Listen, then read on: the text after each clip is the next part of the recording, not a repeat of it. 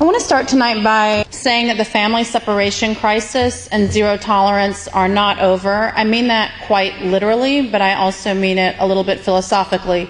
So I want to tell you a little bit about what I mean.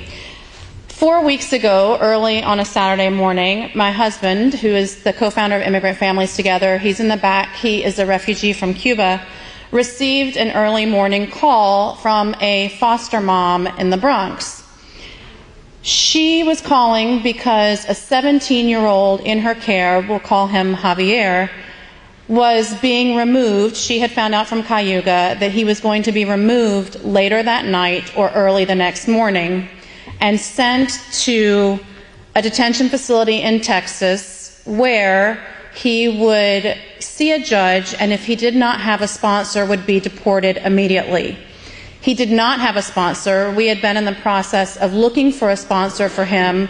We thought we had at least until January of next year because he wasn't aging out of the system until February when he would turn 18.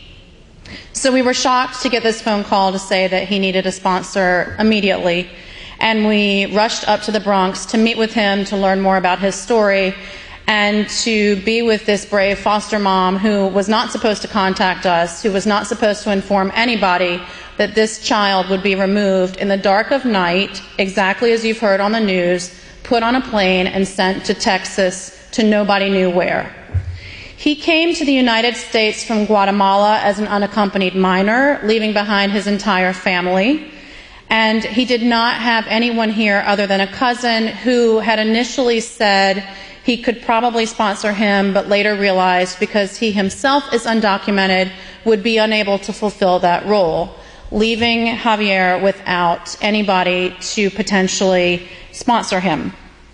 So we had fewer than 12 hours to find a sponsor. Within 2, we found a very brave and wonderful couple actually here in Queens who volunteered to be his sponsor parents, his sponsor family. And I think what the lesson for all of us is in that is the importance of showing up, which I'm going to talk about more in a few minutes. The foster mom knew to call us because 2 of the children that she cared for over the summer had been released to their biological mother, who our group, Immigrant Families Together, bonded out in early July. To date, we've raised almost $750,000 and just today bonded out our 49th person, and that's all since the end of June of this year.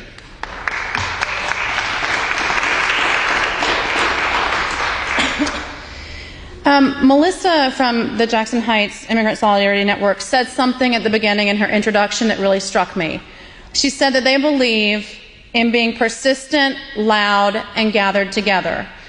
At Immigrant Families Together, I would say we believe the same things. We often say, show up, give without knowing how you're going to give, and lead with love.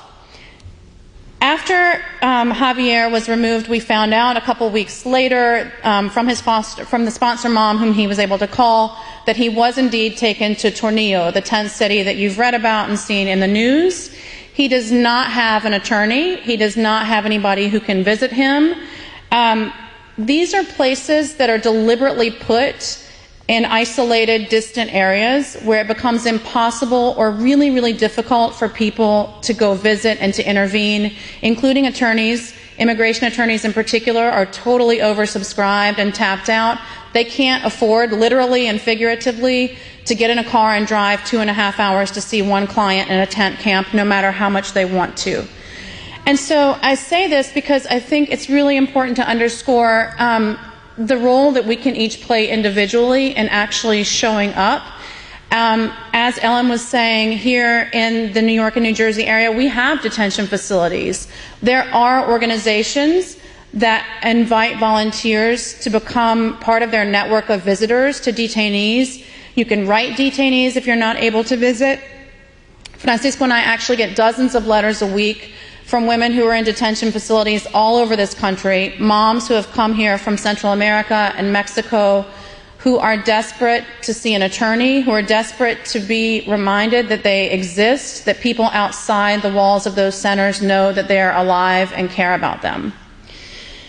So what can you do besides showing up and going to these detention centers? We're actually working with a network of faith groups to host an action at Tornillo in November. So if you're interested in that, please get in touch with me. My email is writingjulie, so like writing a letter, JULIE, @gmail.com.